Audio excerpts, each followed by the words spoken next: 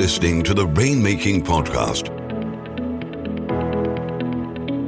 hosted by high-stakes headhunter, author, and professional speaker, Scott Love.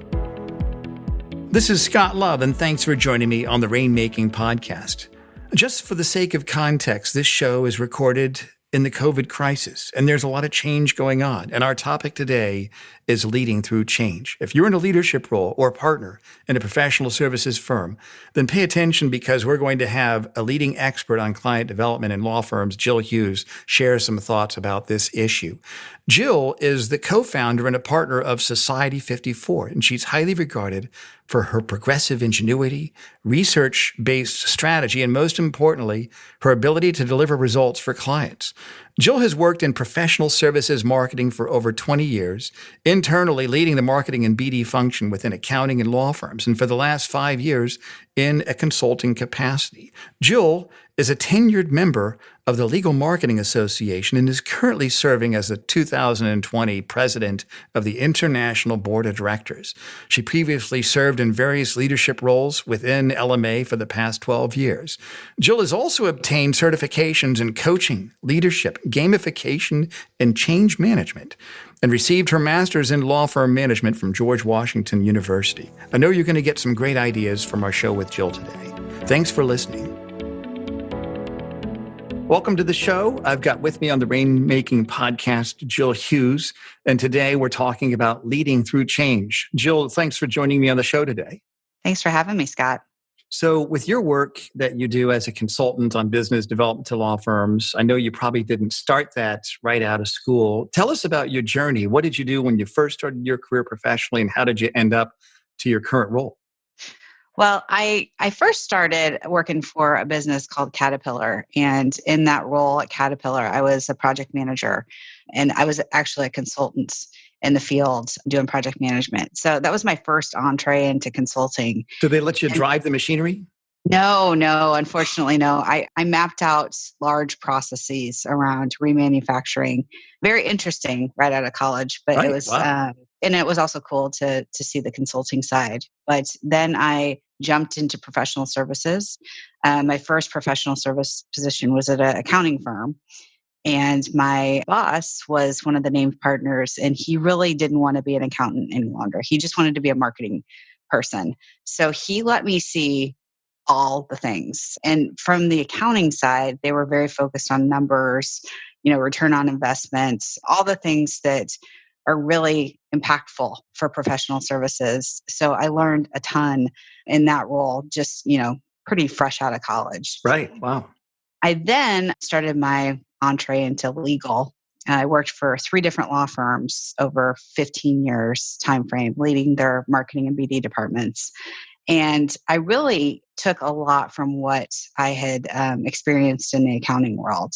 As they say, accounting is a little bit further along the pipeline especially when it comes to business development and marketing. Mm-hmm. And that's really just because the accountants went to business school, right? So they understand the business side a little bit more than our traditional lawyers who went to law school and never had those business courses. Right. So introducing some of the concepts I learned in accounting, that was very significant for me. And it really helped me, I think, to lead the firms that I worked with in a different way. Let me ask you this. When you came into the legal world, was there any resistance that you found with lawyers compared to accountants in terms of business development? Yeah, there was. I remember my first interview, I kept saying niche. Because in the accounting world, they call industry groups niches and nicheification, and that was really big. And the lawyers that I met with couldn't get over that I didn't speak the language of legal, which was so interesting to me. It's the same thing. You call it, it's not, right? I mean, they're in practice groups and they think about things very internally focused, but the accounting market is very externally focused. So they're thinking about their clients.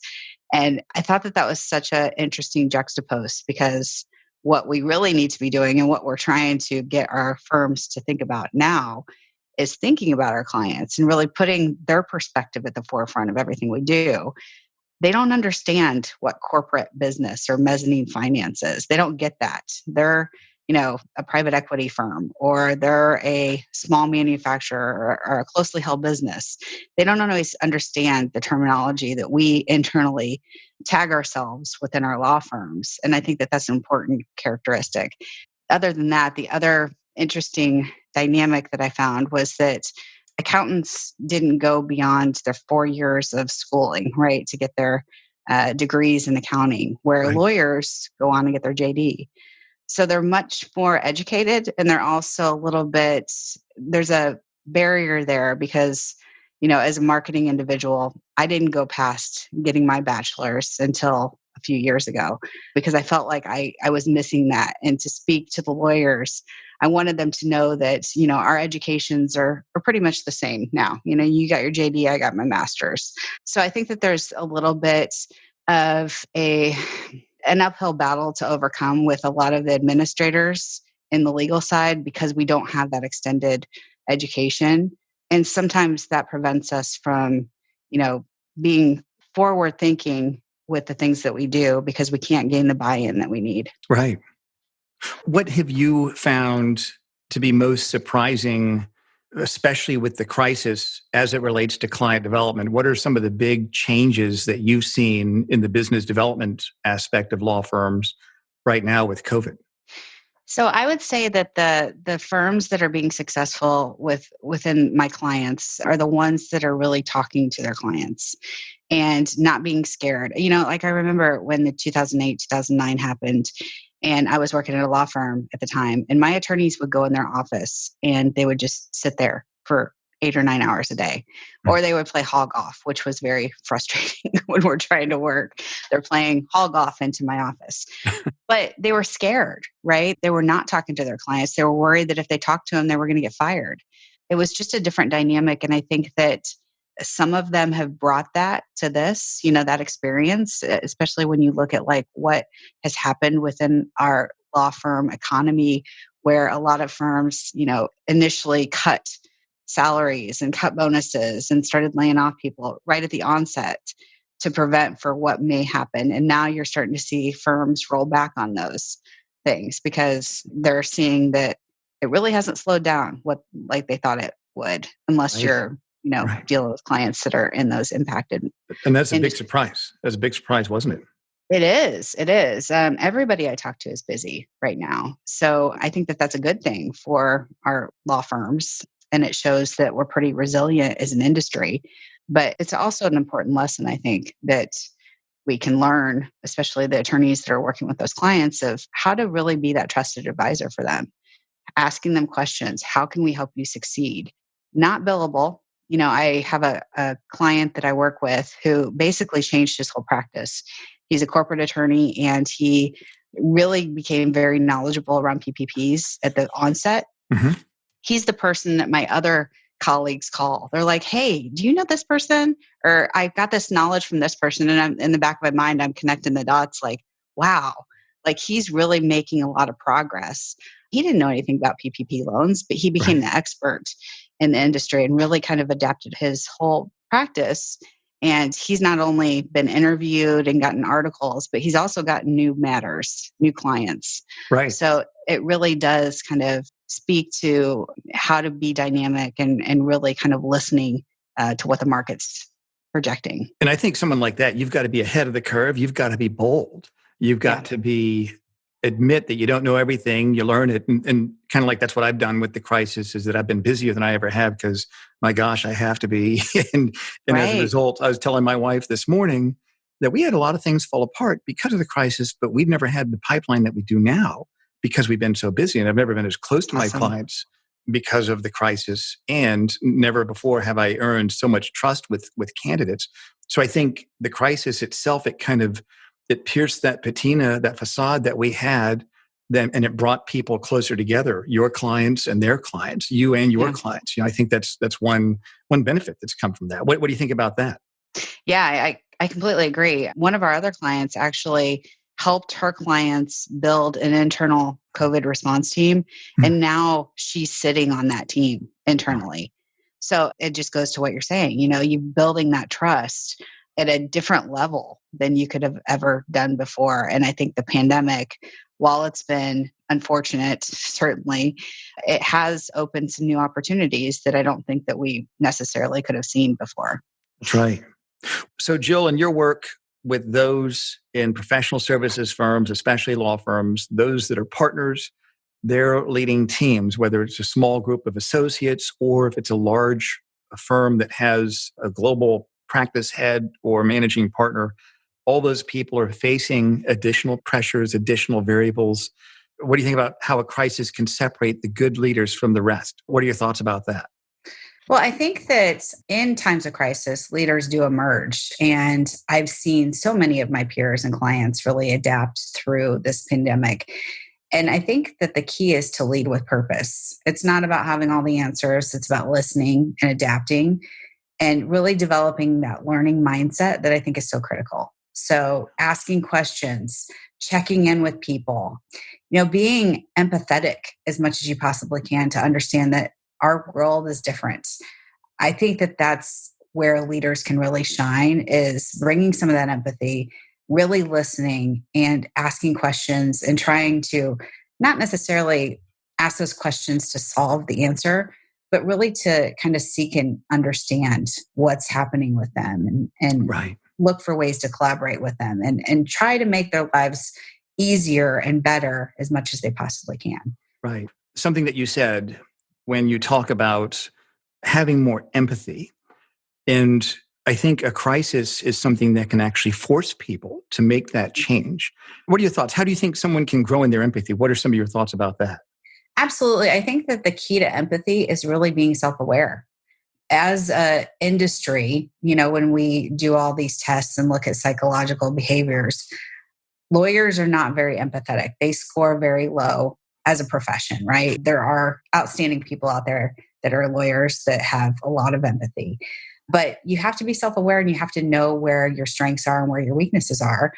For me, I am not as empathetic traditionally, but this pandemic has allowed me to really be self-aware and practice more of that empathy, especially in the leadership role that I sit in. I think that that's really important. So understanding that I'm not as empathetic allows me to be more self-aware and to really put that into practice as much as I can in the authentic way that is really true to myself.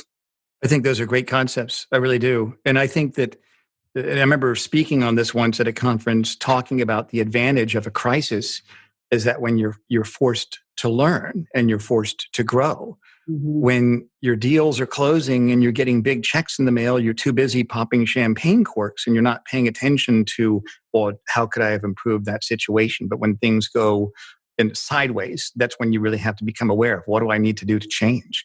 Yeah. So maybe there's that benefit there. Maybe it'll stimulate some real personal growth and self-awareness, which leads to empathy of people in the industry this year. Yeah, I mean, you said it, when you're popping those champagne bottles, you're not thinking about asking how we can do better. That's right. And, I mentioned I just went back to school a few years ago, got my master's, and one of my professors said, feedback is a gift. You're absolutely right, Jill. Feedback is a gift. And with this crisis, there's probably a lot of feedback out there in all different types of organizations. What's some of the feedback that you think law firm leaders are getting right now? Well, I think that it's twofold. I think from one perspective, they're getting feedback from their clients, and if they're not, they should be asking for that. That's definitely a best practice, but they need to be understanding from the client's perspective what they're going through, what challenges they're having, and how to really try to address them to best meet their needs and meet them where they are and help them with those obstacles to help the business be successful. That's the end goal.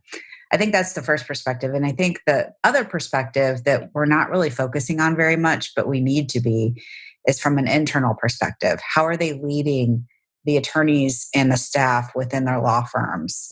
It was different when everybody was in person, but now we're virtual and a lot of people are struggling with this. I was just on a call yesterday where we were talking about developing some programming for our legal industry around this very topic, because the leaders within the law firms really are struggling to make sure that they're, checking in with their folks, right, understanding truly what those needs are and figuring out ways to help them be successful in this new world that we're in right now. It's interesting with this crisis compared to the last crisis where the entire economic system itself was the crisis.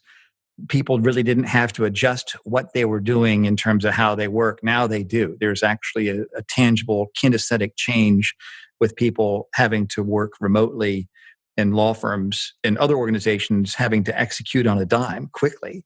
Mm-hmm. So what are some of the lessons that have come out of this from a leadership perspective that those have been forced to learn during the pandemic? And how do you think those lessons can be applied going forward? Well, I think there's a lot of lessons that we can learn, obviously, all of the time. I think one of the things that is really key to everything that we're dealing with right now is listening. I would say that that's the first thing that we can be thinking about as leaders.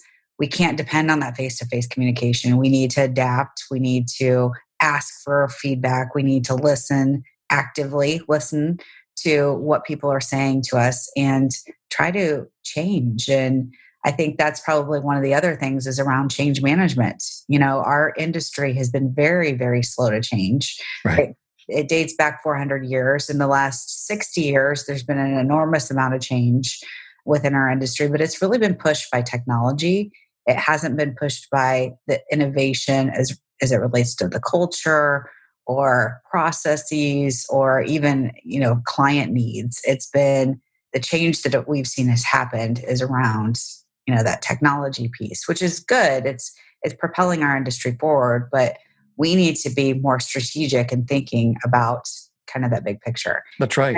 I think the last lesson that we can all learn from this is around empathy. It's, my clients are working from home. Their clients are working from home. Everybody's working from home right now. We have children, running into our offices, asking us for things throughout the day. We have internet problems. We have dogs barking in the background. We're dealing with illnesses. We're dealing with parents that are sick. We're dealing with this pandemic and the emotional crisis that it's causing. And we have people that are kind of worried about their future, and we need to stop and be more empathetic and understand that we don't always know on the surface of what people are dealing with. And we need to kind of take some time and assume good intent and work to be empathetic in the moments that we have connection with others. Those are all great points. What would be some recommendations in terms of action steps? If there were 3 action steps you'd be able to give to people listening today to kind of take action on some of the things that you're talking about, what would those be? So I think the first thing would be to flip the script. I always find it's interesting to look at the law firm model and really examine conflict. I always say that it's so interesting to look at conflict within the legal space because our lawyers were trained on conflict resolution, but having those difficult conversations and holding each other accountable, it's really difficult for law firm leaders. So instead of looking at change or struggle and seeing it as that intimidating battle, trying to view it with different circumstances instead of being those difficult challenges, being opportunities, Right. Opportunities to grow and learn and slow down on that, external output, focus on the internal operations and set the tone for how others react. It's tough, but conflict really will result in a better work environment if you can work through it. Absolutely. It's positive, right? It's constructive, and we need to just find that alignment. I think the second thing would be something that I tell everybody that I work with, which is to create a board of advisors. We think about corporations. They have board of advisors. We need to be thinking about that for ourselves. Who are those people that we know that can help us to be honest, provide that feedback, provide that guidance, and, help us to get to that next path? Maybe it's somebody that has navigated a similar path to where you want to go. Finding those mentors and that really trusted group of advisors that you can lean on. That would be my second recommendation. And Great. I think from a third perspective, it's just to ask for the feedback, ask for the, criticism. As I mentioned, I went back to school and one of my professors told me about the feedback as a gift. And that's really difficult for a lot of people to take that criticism. I've done a lot of soul searching on my own over these last 10 years to really figure out how I can be a better person. And I think that growth within yourself really starts with self-reflection, and everybody has room to grow. Everybody has room to learn. And to be good leaders, we need to seek out that criticism. And hopefully it's in a constructive manner, but look for ways to really improve ourselves so we can be the leader that people want to follow. There's a lot of wisdom in what you just shared. Flip the script, examine conflict, create a board of advisors, and ask for feedback. I think that's fantastic. Those are simple concepts, yet challenging to implement, but I think it's good for people to keep those top of mind. So tell our listeners, what's kind of the menu of offerings that you have for them? If some of them want to reach out to you, we'll put your link on the show notes. But what's kind of the menu of offerings that you have within your business, Jill? Well, that's fantastic that you asked me that question. Thank you. So I and my business partner, Heather McCullough, we worked inside law firms. I also worked in the accounting space for about 15 years, working in a leadership role. And we really wanted to build a consultancy that was, kind of the big picture strategy around really helping professional services firms grow. So we focused on talent, training, and technology. The core of what we do is around training. We do business development coaching and, true BD sales training for professional services. But we've also expanded our offerings as we continue to grow. Talent is an area that we have pretty big resource group that is dedicated to kind of stepping in and filling in for those gaps that many professional services firms have within their marketing and BD space. Mm-hmm. And then the technology just kind of grew because we realized there's a big need around business development, process improvement, and just virtual learning for the professionals that we work with. So we've built 3 different technologies that really aid in the training that we do. That's great, Jill. Well, this is great. We're going to put all of your contact information on our show notes. You've got some great wisdom. Thank you so much for sharing this. We'll have you on the show again. And I look forward to getting to know you better as well, Jill. Yeah, thank you so much, Scott. I really appreciate it. Thank you for listening to the Rainmaking Podcast. For more information about our recruiting services for international law firms, visit our website at attorneysearchgroup.com. To inquire about having Scott speak at your next convention, conference, sales meeting, or executive retreat, visit therainmakingpodcast.com.